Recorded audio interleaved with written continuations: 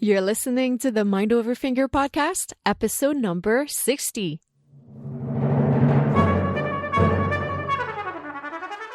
Welcome to the Mind Over Finger podcast, discussions on mindful music making, efficient practice, and building a purposeful career. And now, your host, Dr. René Paul Gauthier.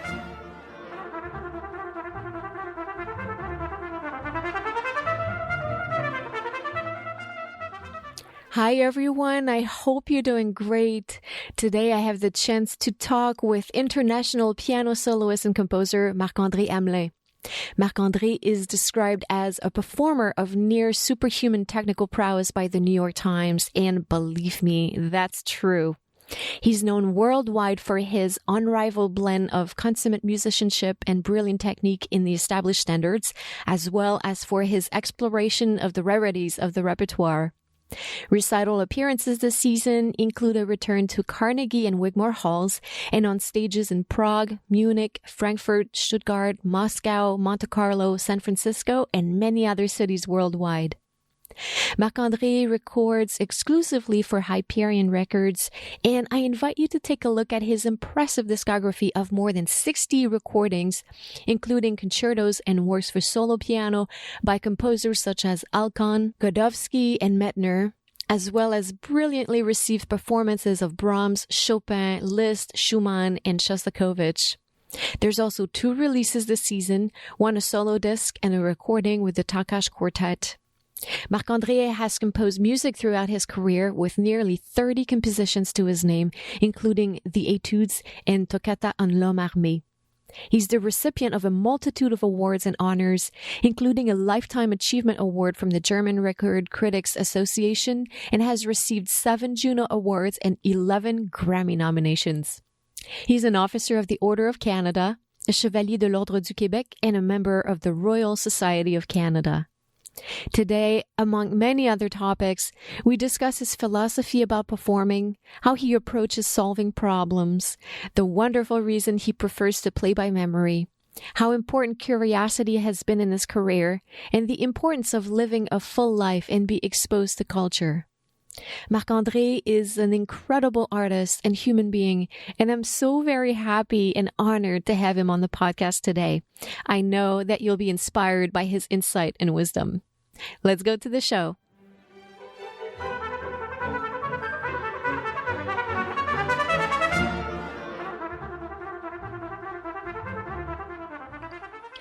Marc-André Hamelin, it's such a great honor to have you on the show today. It's wonderful to be here. Marc-Andre, you're an artist that probably doesn't need introduction, but just for the listeners out there who might not be as familiar with the piano world as some of us are, can you please tell us a little bit about your artistic journey and how you got to where you are today? Oh my goodness. Well, I mean, to get back to the basics, I don't think that I would be doing this really had it not been for my father.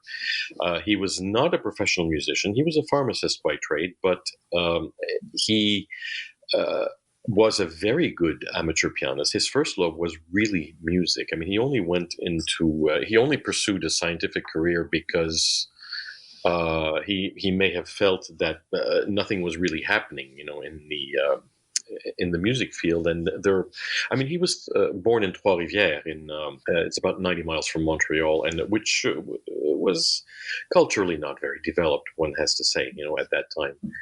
It's grown by leaps and bounds since, but still, back then, there was very, very little happening there. So he may have felt that there weren't too many opportunities, and the future looked kind of blank.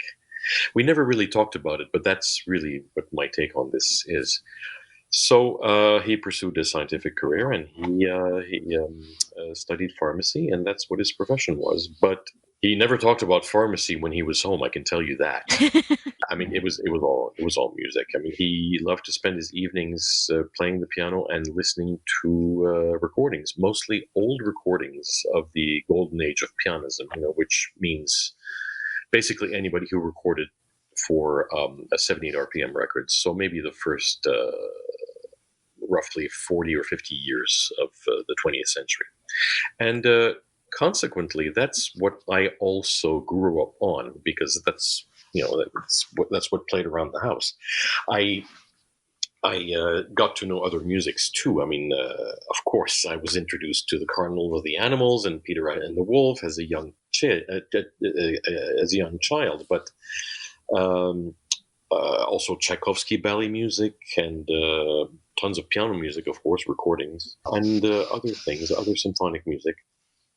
So music was always around the house, and it was only natural that I should pursue that path, because I liked to hear him play. Apparently, that's what my parents told me, and it took a while before anything happened. When they put my hands on sat me and put my hands on the piano and say, "Go ahead," said nothing would happen. But after a while, it started to, and I started lessons around my 5th birthday, actually, and it was perfectly voluntary because my dad asked me. I remember, I still can see that moment, actually, the moment where he asked me, "Would you like piano lessons?" And I said, "Sure." So that's how it started. I've never stopped. And it wasn't long before it was discovered that I seemed to have a certain facility, a learning facility, and also a digital facility. So that's how it started. Marc-Andre, I think that there's no doubt that you have a wonderful technical mastery, but one of the things that strikes me with your playing is also how powerful your musicality is, and the flow of your phrasing is just incredible. And something that I find my listeners are always really curious about is the way great artists practice. And I was wondering, because you were just talking about how it was maybe clear that you had a facility to learn, but I'm also curious about early practicing habits that you think might have made a difference. I really have to think back now. I mean, of course, I did the usual scales and arpeggios and other exercises. We were assigned some specific kinds of exercises from specific books. I remember there was a book by Isidore Philip, which was really quite comprehensive, and we were assigned some things from that book. I also remember being assigned the wonderful exercises of Brahms.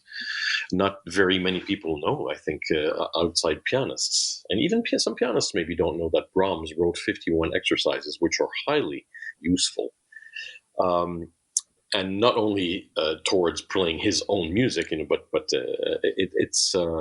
his exercises are a wonderful exploration of the expansion of pianistic possibilities and drilling, technical drilling.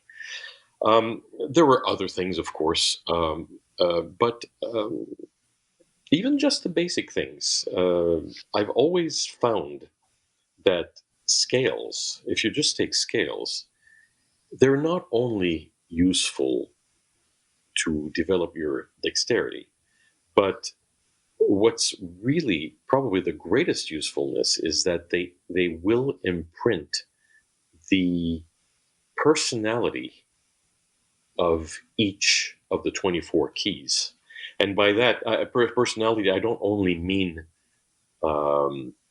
the character and the color of each tonality, but also the feel of each of the 24 keys underneath the fingers.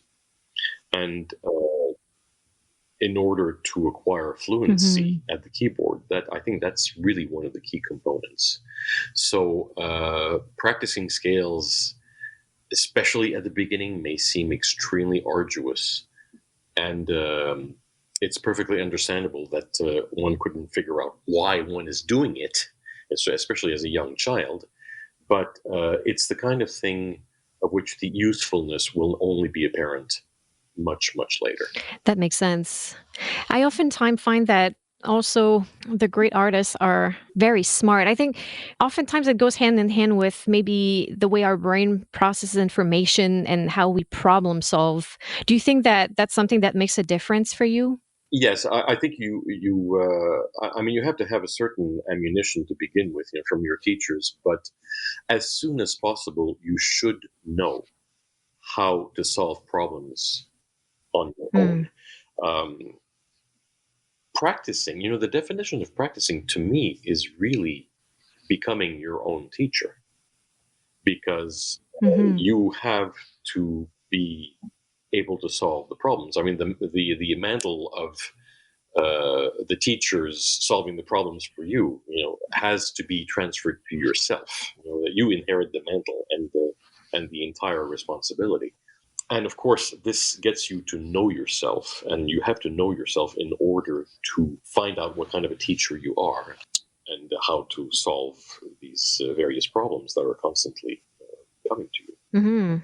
And find out what kind of student you are as well. Oh, yeah. So one is an eternal student. I mean, that's that's a given. And would you mind illustrating that maybe with an example? How do you problem solve a difficult passage? Well, it may depend on the type of difficulty, of course. I think the best way probably to do it is to zero in within the passage what is most difficult in it for you and attack that problem.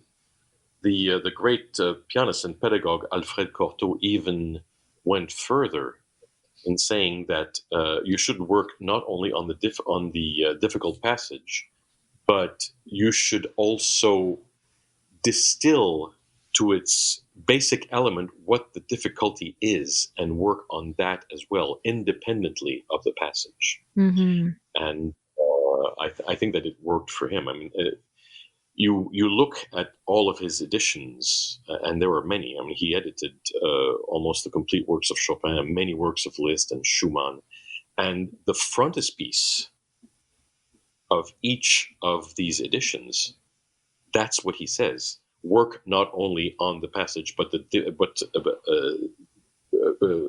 distilled to its elementary character, the difficulty itself, the type of difficulty, and work on that as well. So it was, I think, critically important for him. That makes so much sense. And that's often, I find, that's the step that most people skip, is really trying to understand it. Oh, it's so tempting to play pieces at tempo, and think that you have sidestepped, many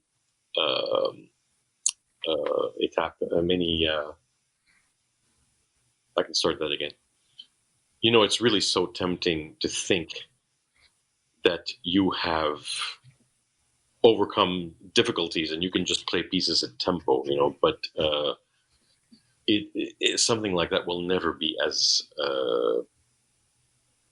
effective, towards an ideal interpretation, an ideal grasp of the mechanical aspects of the performance, as a detailed examination of what the problems are and trying to solve them. That makes so much sense. And one of the topic that I get the most questions about is memorization. And thinking about what you just said, I find that especially for the piano, because you guys memorize so much of the repertoire. Sure. I strongly believe that I play better the things that I have to memorize because I understand them better. For me to have to memorize them, I need to go to a deeper level, a much more active level, less passive. And this mental exercise of memorizing, which of course is related to the physical repetitions. Of course, there's a certain amount of rote memory that comes in, Sure. but the mental exercise of memorizing passages really helps with learning them better. And so that's something that my listeners are really curious always about, memorization. What would be some advice you could give them if they are struggling with memorizations? Well, on a basic level, we all have different brains, so it's not easy to provide an all-encompassing solution to memorization. But however, I can talk about myself, certainly, and the difficulties or lack of difficulties that I may have. And I think the greatest advice I could offer, the greatest blanket advice, is not to try consciously to memorize. Like, if I haven't memorized this page at the end of the afternoon, I'm a zero. No, you can't do that. You have to let it happen. I think. I think inevitably, through repetition, after a while, some of the music will stick. And of course, there's different types of memorization.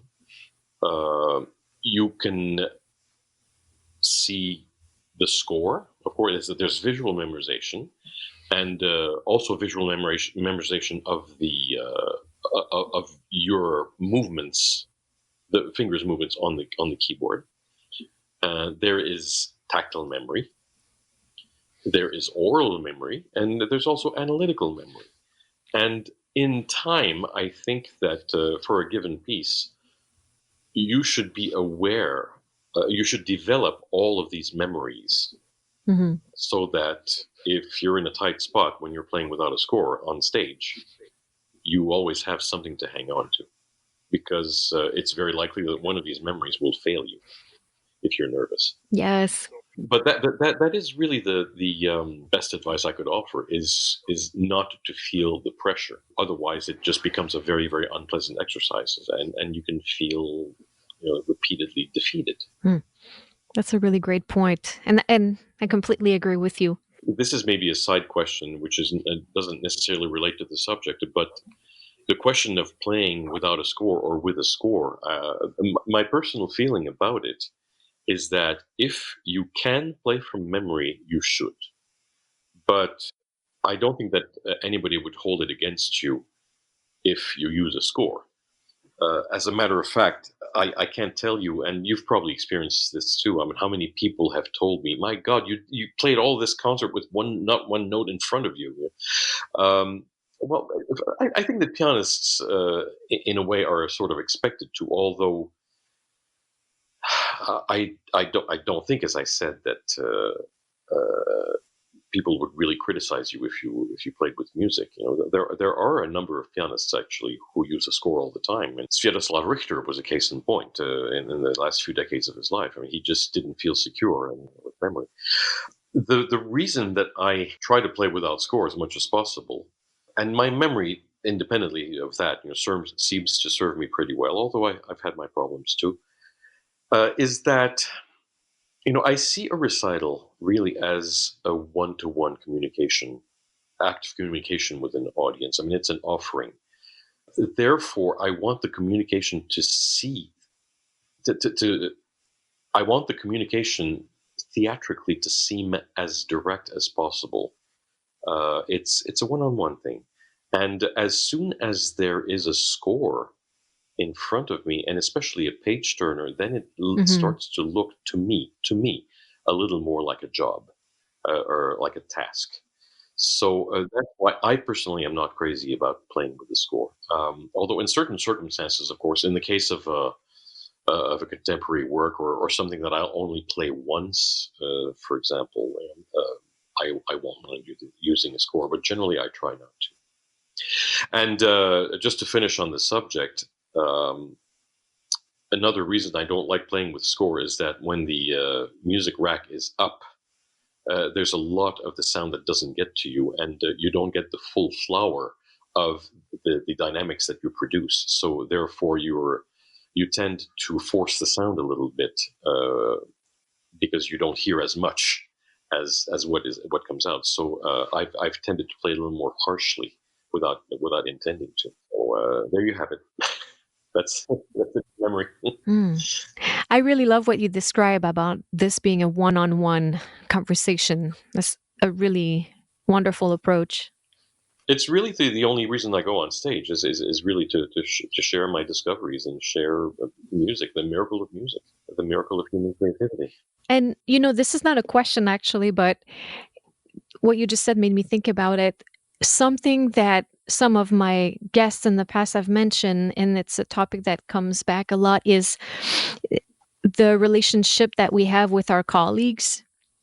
And I will always think of you as an extremely gracious musician, because I remember performing with you years ago in the Chamber Music Festival, fresh out of school, very young, and was a slightly intimidating to walk in the room and rehearse a Brahms quartet with you. Just one rehearsal, I think.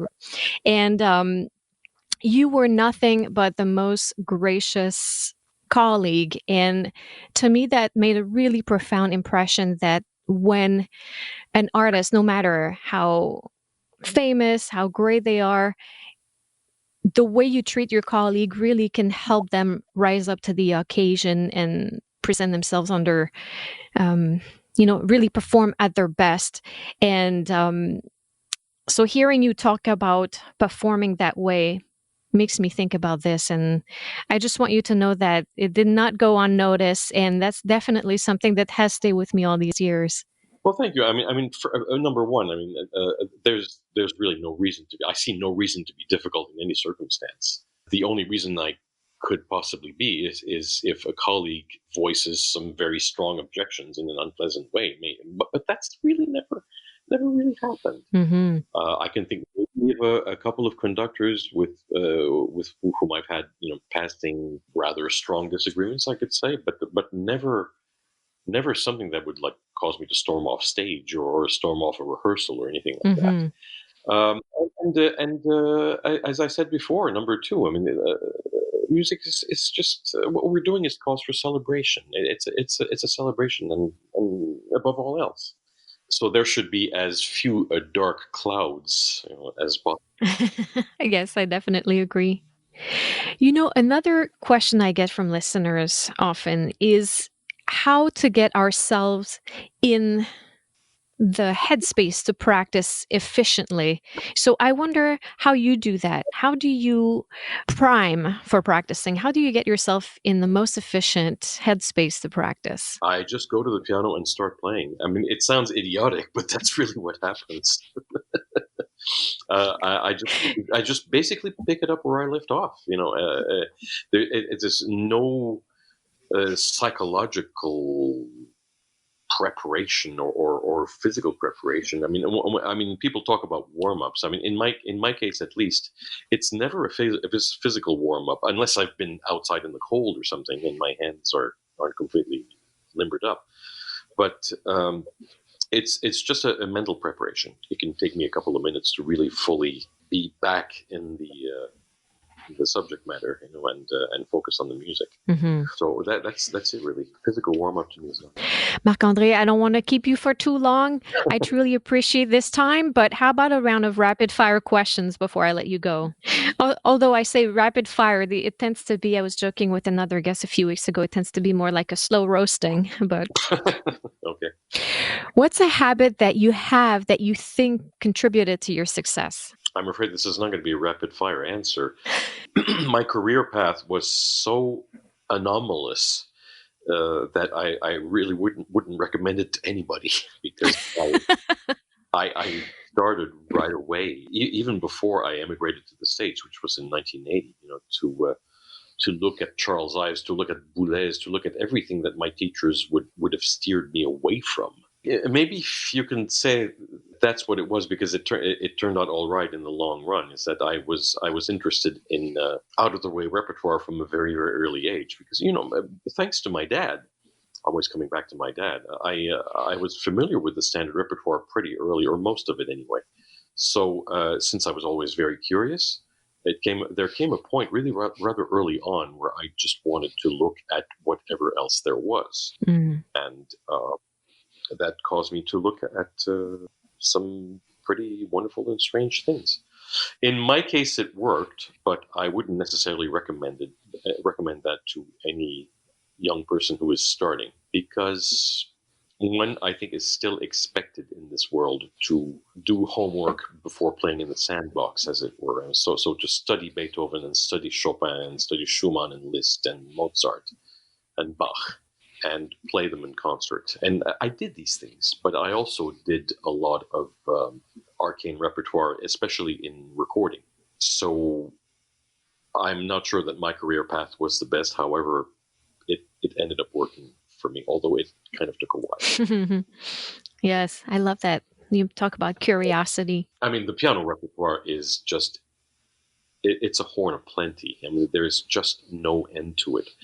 If you dig deep, you can find some really pretty wonderful nuggets. And I'm perfectly aware that there's a large proportion of it which is junk. If you look at 19th century salon repertoire, that'll never come back. for example. And certain repertoire like ragtime and novelty piano is only, while very good, is only applicable to certain circumstances. Mm-hmm. I think the piano music of Percy Grainger, for example, which is very intricately and immaculately put together, is still only suitable for concert for recordings and not really for concert use at this point. That may change, but for now I think that's what it is. And to my mind, parenthetically, I think Grainger was just as important as someone like Bartók was, because he collected tons of folk song material, folk songs himself, and recorded them, and used them in a concert setting, as Bartók did. But Bartók really is the one who survived. So anyway, I'm getting lost in my argument here. No, but I really agree with you. There's so much to be discovered when one really goes and explores a little bit. As a matter of fact, I'm very involved right now with the music of Faure, the piano music of Faure, and it might seem like it would be a rather ordinary pursuit, were it not for the fact that Faure is of course a very established composer, but for certain things only. His songs are absolutely, immortal.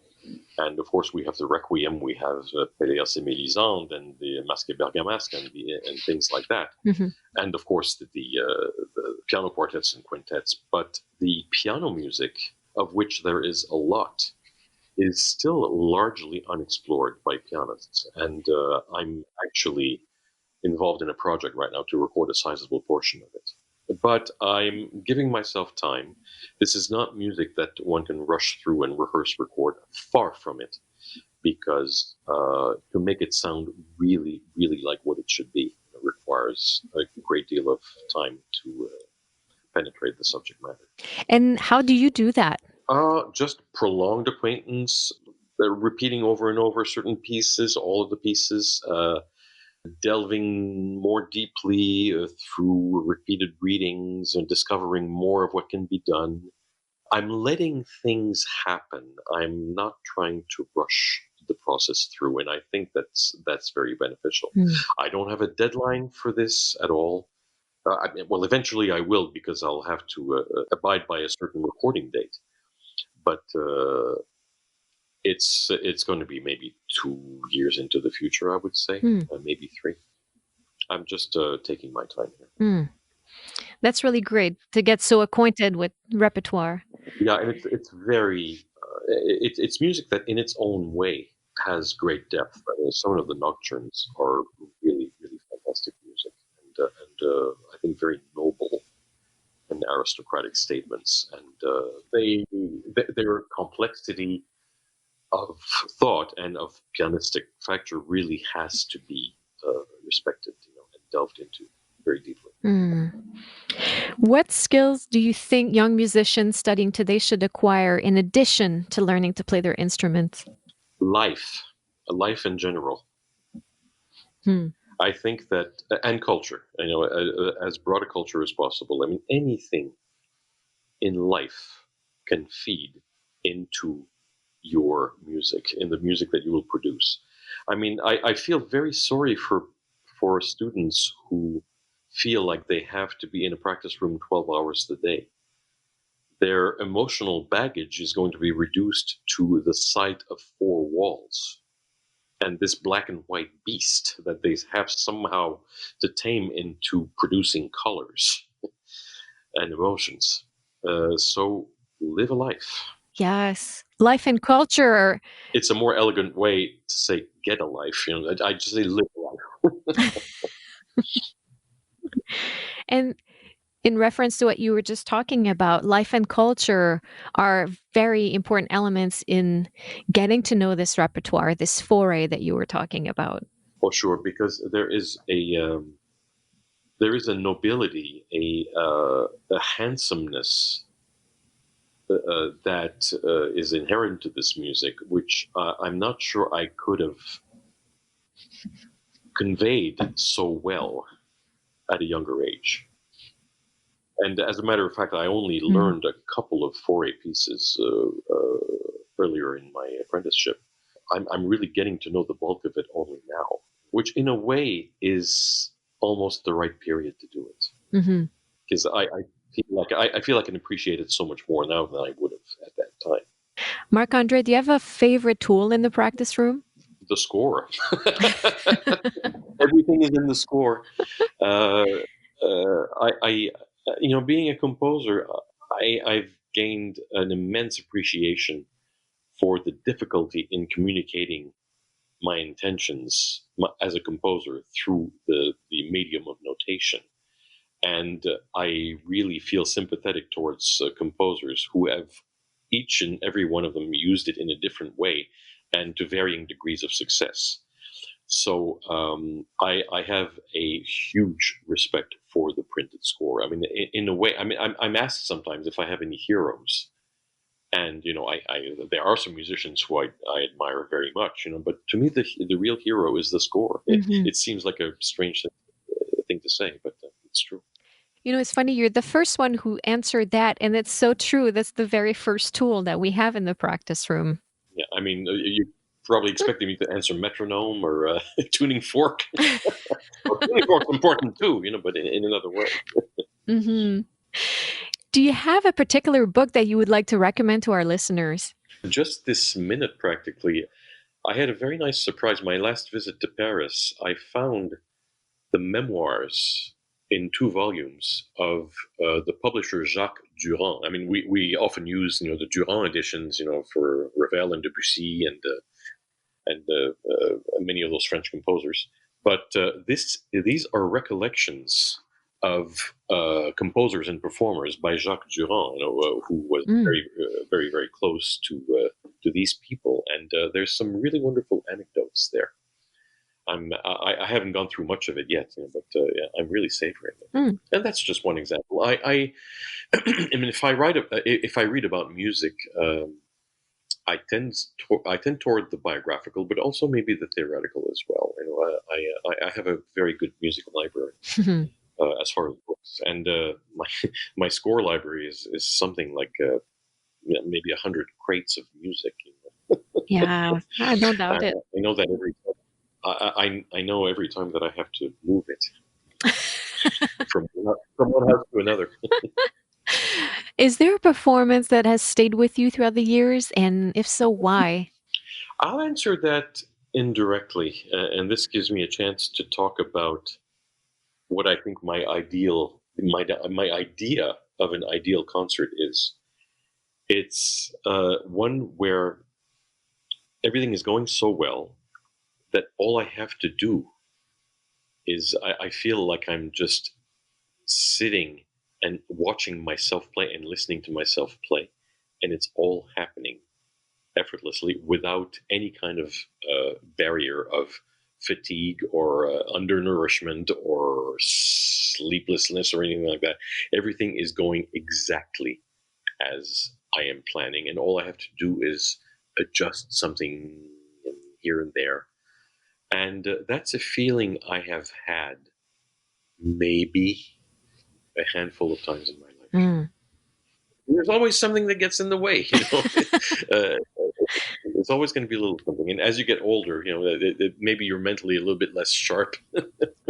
So, that's my ideal concert. And those performances, I mean, I can't remember where they occurred or whatever. That would be too much to ask. But I can say that it has happened at least for part of some of these concerts. And that's the secret sauce that everybody wants, right? How many books are written on that topic, how to get to that state of, some people refer to it as the state of flow. And, it's how do we get there? Yeah, but it's, as I said, I mean, earlier, I mean, it's all in the most thorough preparation possible. I mean, we were talking about memorization. If you get to know a piece as well as possible, up to the point perhaps where you could even write it out without the help of the actual score, whether you could copy it from memory. But maybe you don't have to go to such an extreme, although it would help. But if you know the piece from all its possible angles, then you are more sure to, as you say, float in performance. And I think float is a good word.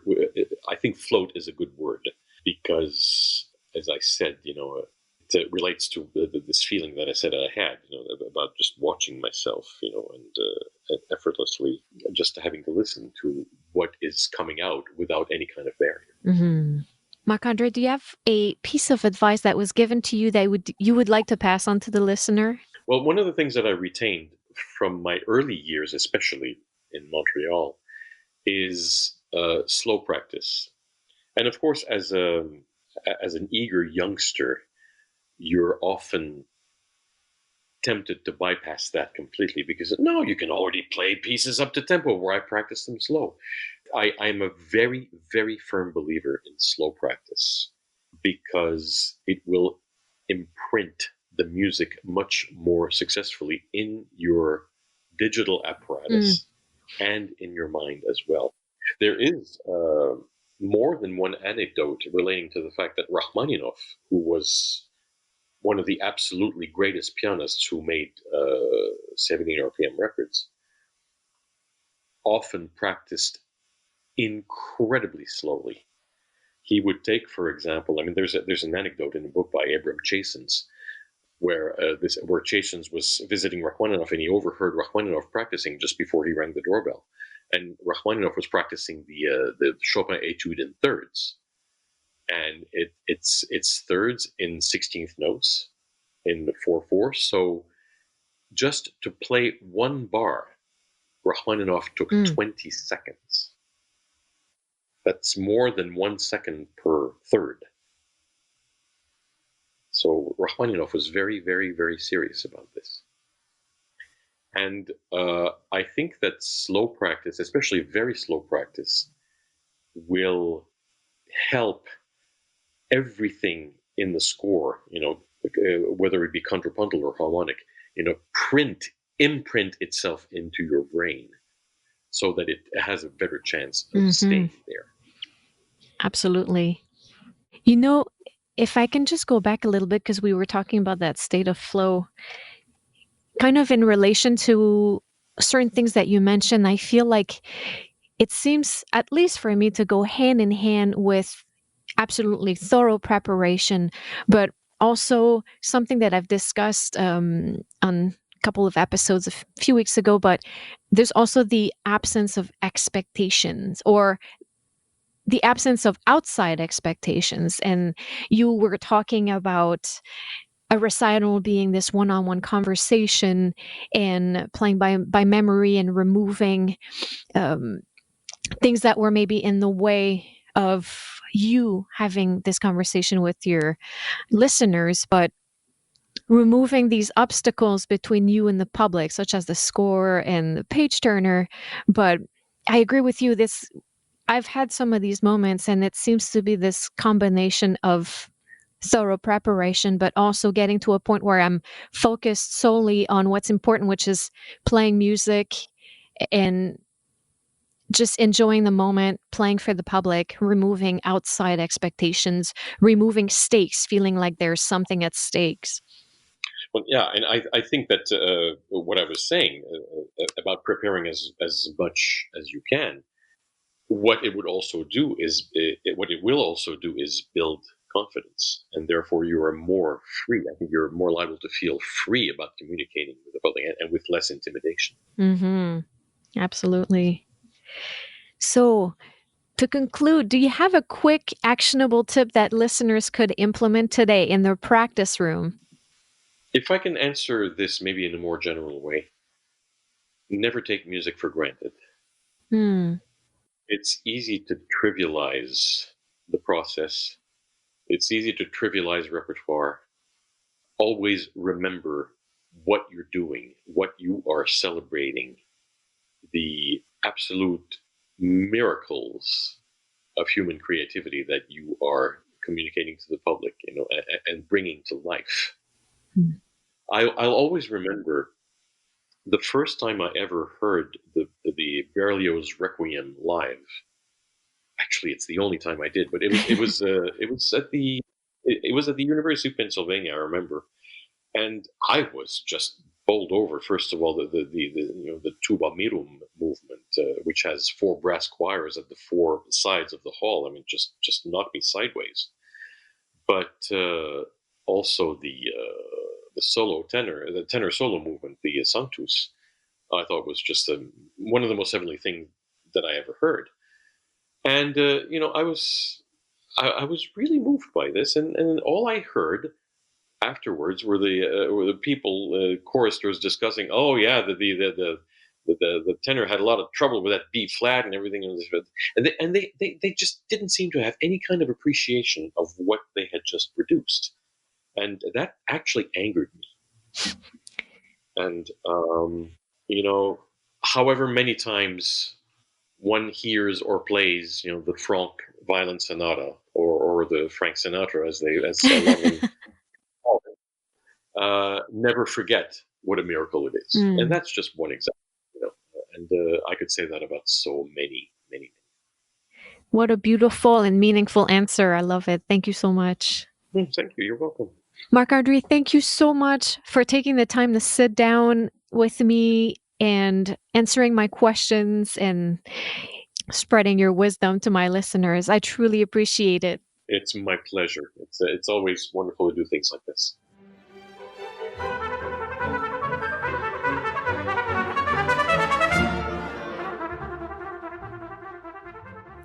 Thank you guys so much for listening. I hope you enjoyed this conversation with Marc-André Hamelin.